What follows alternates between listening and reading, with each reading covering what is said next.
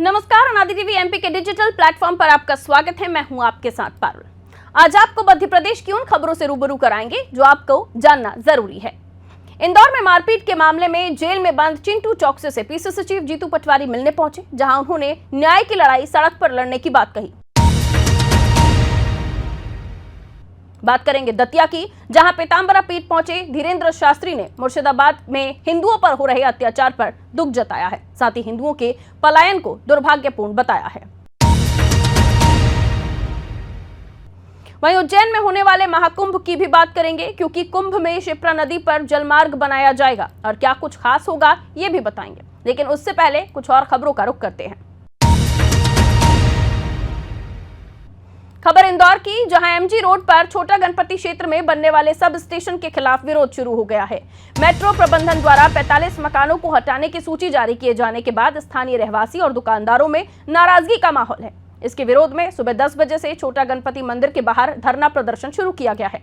उनका कहना है कि अगर ये सब स्टेशन यहाँ स्थापित होता है तो इसका स्थानीय लोगों को भारी नुकसान उठाना पड़ेगा, क्योंकि यहाँ अधिकांश मकान और दुकानें पुश्तैनी हैं। अगली खबर भोपाल से, जहाँ प्रशासन अकादमी में सीएम मोहन यादव और मुख्य सचिव अनुराग जैन ने सिविल सेवा दिवस समारोह का शुभारंभ किया। कार्यक्रम में अलग अलग श्रेणियों में मुख्यमंत्री उत्कृष्टता पुरस्कार प्रदान किए गए।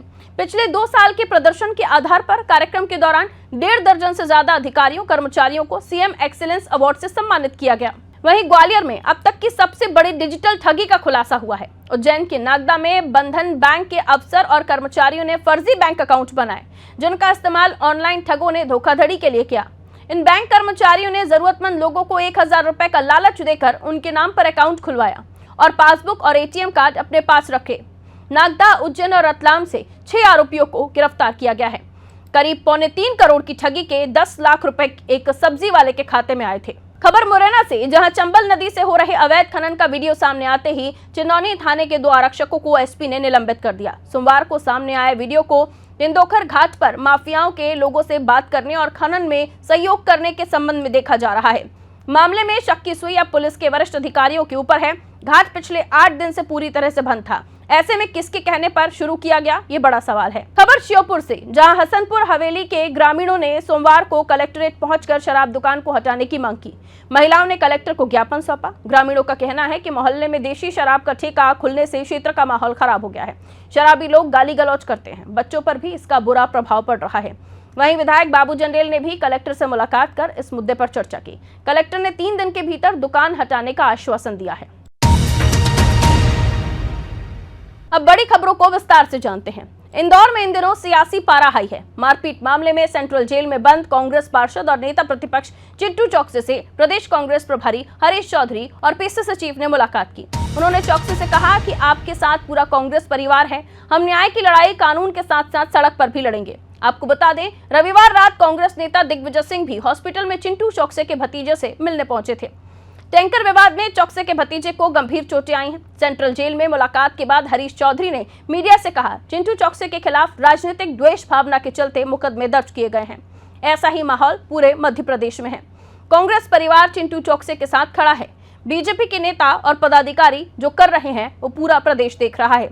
चौकसे के भतीजे को भी गंभीर चोटें आई हैं। ये झगड़ा जानबूझकर किया गया है। वहीं प्रदेश अध्यक्ष जीतू पटवारी ने कहा, एसपी, कलेक्टर, टीआई या पुलिस विभाग सभी बीजेपी की दिहाड़ी पर काम कर रहे हैं। ये न्याय नहीं कर रहे हैं, बल्कि बीजेपी की नौकरी कर रहे हैं। इन लोगों को अपनी कुर्सी इतनी प्यारी है कि सर्विस बुक के नियम तक भूल गए। पटवारी ने आगे कहा, चिंटू चौकसे का कोई ऐसा वीडियो सामने नहीं आया है जिसमें वो किसी को मारते हुए दिख रहे हों। वो तो समझाते नजर आए हैं, फिर भी उनका नाम एफआईआर में डाला गया। अगर ये राजनीतिक द्वेष नहीं तो और क्या है। इस मामले में अतिरिक्त पुलिस उपायुक्त राम स्नेही मिश्रा के बयान भी सामने आए।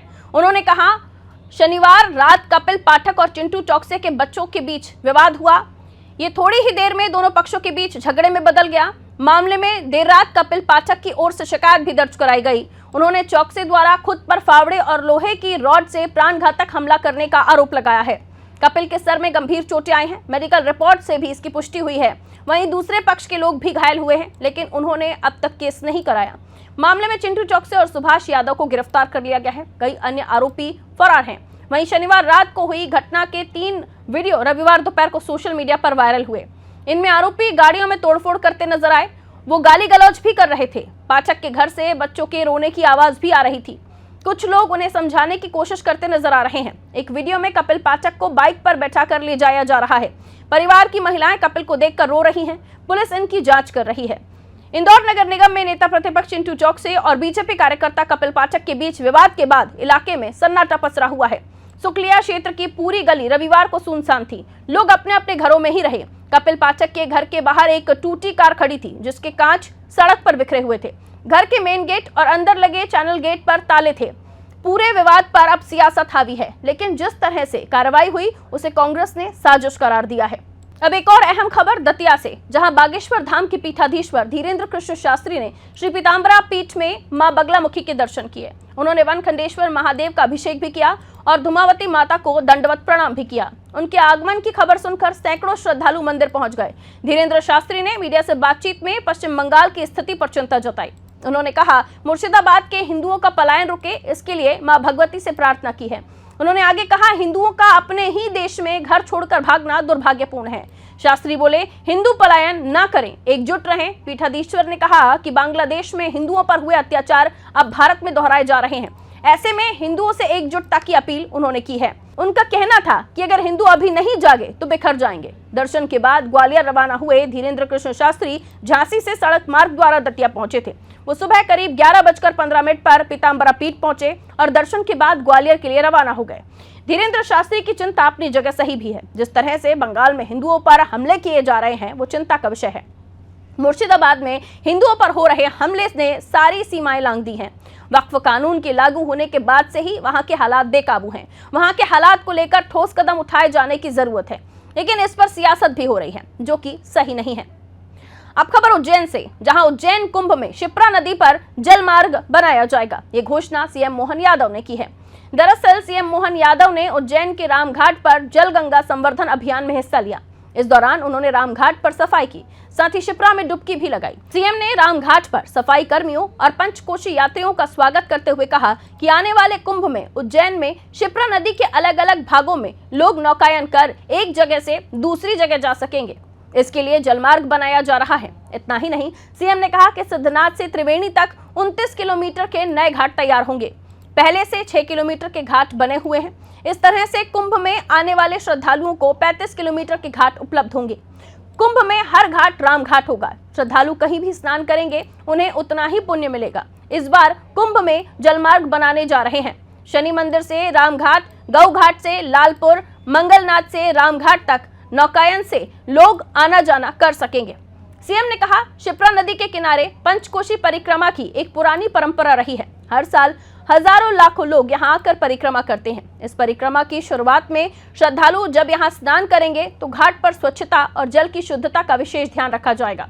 खासकर नदी के अंदर जो गंदगी जम जाती है उसे साफ करना जरूरी है। आपको बता दें कि उज्जैन में साल 2028 में सिंहस्थ महाकुंभ लगेगा। वैसे इसके लिए अभी 3 साल का समय है, लेकिन सरकार ने प्रयागराज महाकुंभ को देखकर कई सीख ली है। इसी के चलते उज्जैन के लिए खास तैयारियां की जा रही हैं, ताकि किसी भी तरह की कोई कमी न रह जाए। इसलिए वक्त वक्त पर तैयारियों का जायजा लिया जाता है, ताकि इसकी भव्यता में कोई कमी न रह जाए। तो आज दिन भर की खबरों में इतना ही, लेकिन खबरों की तमाम अपडेट के लिए आप जुड़े रहिए अनादि टीवी एमपी के डिजिटल प्लेटफॉर्म के साथ। मुझे दीजिए इजाजत। नमस्ते, शुक्रिया।